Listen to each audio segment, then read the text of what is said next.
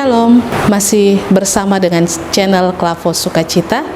Hari ini bagian firman Tuhan terbaca di dalam kitab Mika pasal 7 ayat 20. Sebelumnya mari kita berdoa. Ya Bapa, kami hendak membaca, mendengar, dan merenungkan firman-Mu untuk mengawali seluruh aktivitas kami di hari yang baru. Karena itu Tuhan, curahkanlah kuasa Roh Kudus-Mu atas kami, sehingga firman tersingkap, dan dalam penyingkapan atas firman-Mu, kami diperlengkapi untuk menjalani segenap tanggung jawab kami sepanjang Tuhan berkenan kami ada di dalam dunia ini. Demi Yesus Kristus firman yang hidup kami berdoa, amin. Sekali lagi bacaan kita terbaca di dalam kitab Mika pasal 7 ayat 20. Kiranya engkau menunjukkan setiamu kepada Yakub dan kasih-Mu kepada Abraham, seperti yang telah kau janjikan dengan bersumpah kepada nenek moyang kami sejak zaman purbakala. Demikian firman Tuhan. Dikatakan berbahagia adalah kita semua yang sudah membaca, mendengar, dan merenungkan firman dalam kehidupan setiap hari. Dari bacaan di hari ini, saya memberikan tema untuk kita, yakni kasih dan berkat Tuhan. Kasih dan berkat Tuhan.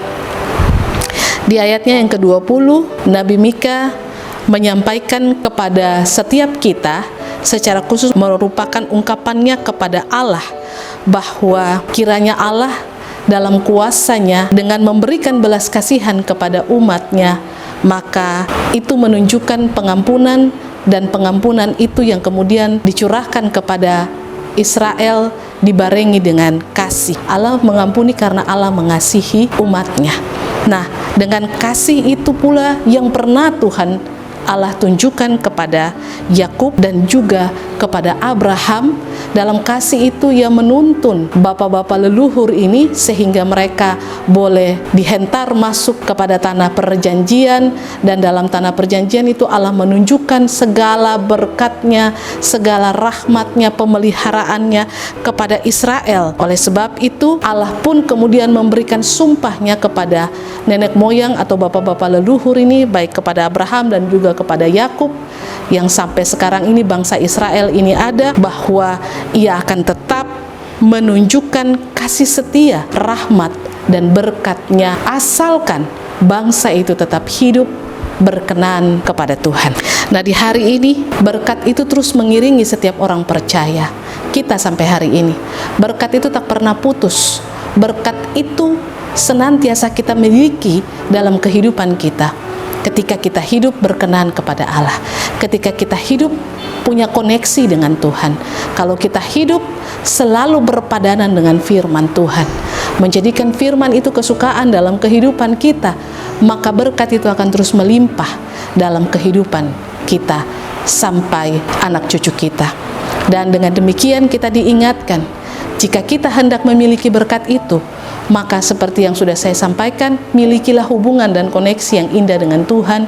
Firman-Nya terus selalu limpah dan menjadi kesukaan dalam kehidupan kita, maka kita akan terus mengalami berkat-berkat Tuhan. Berkat Tuhan itu jangan hanya kita mau untuk diri kita sendiri, tapi kita pun juga bagikan berkat Tuhan itu bagi sesama kita yang lain, bagi keluarga kita, bagi istri, bagi suami, bagi anak-anak kita, bagi teman-teman yang berada di sekeliling kita dalam tempat kita bekerja ataupun kita melayani, atau kita sementara ada dalam dunia pendidikan.